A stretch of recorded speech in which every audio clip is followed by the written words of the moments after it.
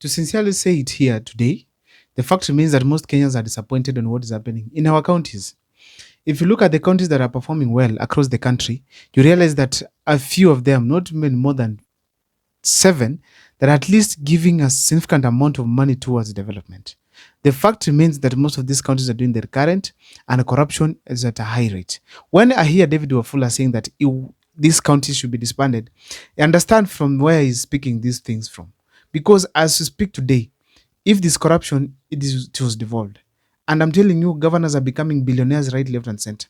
They are purchasing properties of huge value, and they are coming up with investments that you guys cannot even imagine. Yet the people of those counties are suffering day by day, which means a lot of money is channeled to corruption at a big and fastest rate. Now, therefore, when I listened to Wafula, I was asking myself, why is this problem now? Mimi, the first thing I want to say it here today is that this is a huge failure from Raila Amolo Odinga. He did good to bring devolution to this country together with some other leaders.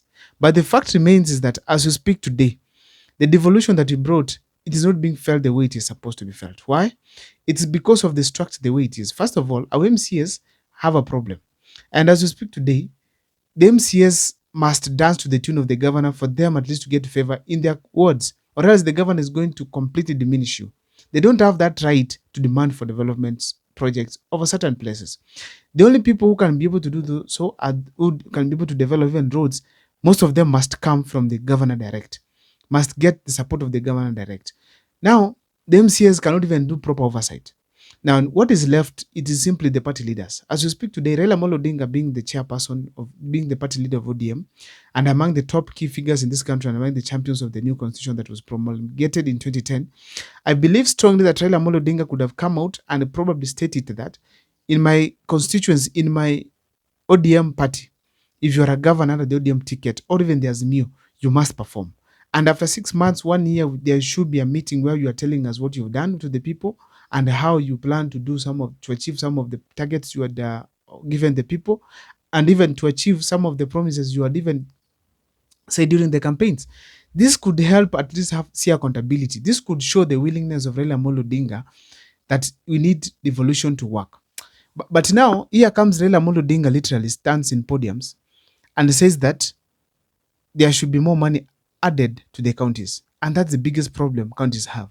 Then people are asking, what about the small monies that these people get? What have they done with it? Most of the governors are always with Raila Amolo Odinga, using the public transport money, the money for public transport and individual efforts, instead of going back to their counties and using the same money to develop their counties. Like now, when I look at Gladys Wanga, she's always with Raila Amolo Odinga. When he goes to Ethiopia, is there. Goes to Mombasa, is there. Comes to Kisii, is there. You even wonder, when is he working for the people of Migori County? Homa Bay County. So not just him, many other leaders, governors are not doing well across the country. People are literally sleeping because they're not doing anything. Now, Raila Amolo Odinga, instead of questioning their performance, he is questioning the money that they're getting. He is questioning the national government. Now, then I ask myself, why is it that Raila Amolo Odinga is simply focused on getting money to the counties? Probably there's a benefit that he's getting directly. Maybe his campaigns, his meetings are well funded by the county governments, and that is why he does not care about the development yet, but he cares for the money that goes to the counties. But we have to admit that the fact remains that as we speak today, devolution has not really come to realize to a significant percentage the importance of devolved units. That those are the counties, because the counties were developed on few things here. One, to take development to the grassroots, ensure that at least things have been done at the grassroots, so that people can also feel development, can also feel their government. But now, if you speak today, if you go to the countries, there's no water. In Kisii here, literally, recently at South Mogrango, you saw almost the entire village diarrhea here and there, having stomach issues because of the water they drank. In fact, that's the case across the entire Gusii region, where people get water from the natural rivers, natural streams.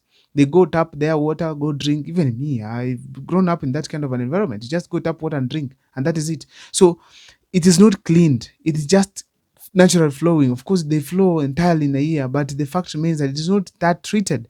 So we have never had the visionary leadership from the counties that we need to have these huge amounts of water that we have, at least being channeled in some way to people's homes through taps after proper treatment.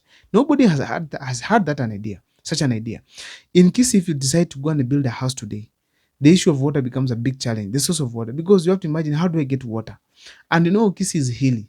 To have a borehole at a hilly place is not easy, because you realize that the aquifer, or maybe the waterbed, it's quite below the surface. So you realize that it is so deep to an extent that you cannot just send the people in to go and dig. So it requires those who can afford $1 million plus to come and bring machines to be able to drill water, which is not possible, honestly speaking. Therefore, it calls for visionary leaders, smart leaders, to ensure that they have at least brought in water through taps. You come up with boreholes and supply water to villages. But in our case right now, devolution is not getting realized across the country. If you go to Homa Bay, the issue of water it is as well the same. If you go to Mombasa, water is a big problem. If you go to Kisii, if you go to Narok, if you go, all these counties are having water issues.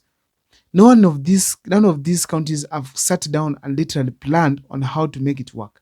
And now, to make matters worse, Raila Amolo Odinga does not question the performance of these counties. He's just quiet. So long as he's funded, so long as he's comfortable, he lets the people to suffer while he enjoys himself. That is the greedy level that Raila Amolo Odinga has gone to, which I feel strongly should not be entertained by Kenyans at all. He needs to get up, ensure that his members of parliament, because when people vote for a governor from the ODM, to a greater extent, like now in Homa Bay County or maybe Migori, they were voted for because they were with Raila Amolo Odinga. But now, if they don't perform, yet they got that seat through Raila Amolo Odinga's name, why? What do you expect people to do? Raila Amolo Odinga should literally come out and tell them, excuse me, guys, you are voted for because I gave you support. For you to be re-elected, do some one or two things with the people of Migori. Do some one or two for the people of Kisumu. At least we feel that all the counties that are led by Raila Amolo Odinga, who is the father of devolution, which through the ODM party and their governors, are doing far much better than any other part of this country. And as a result, you realize Kenyans will be very happy that at least we are having some proper performance being witnessed across the counties. Therefore, it's ideal at this point that we have our governors sit down and deliver for the people of their respective counties. Therefore, Raila Amolo Odinga needs to restructure himself as far as the Kenya's politics is concerned.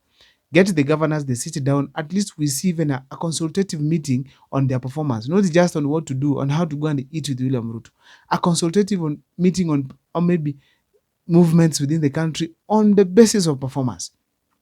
On the basis of performance, because it cannot be like you bring a governor, you campaign for them, even William Ruto campaign for them. When it comes to development, when Kenyans are asking for accountability, they seem to be bad people.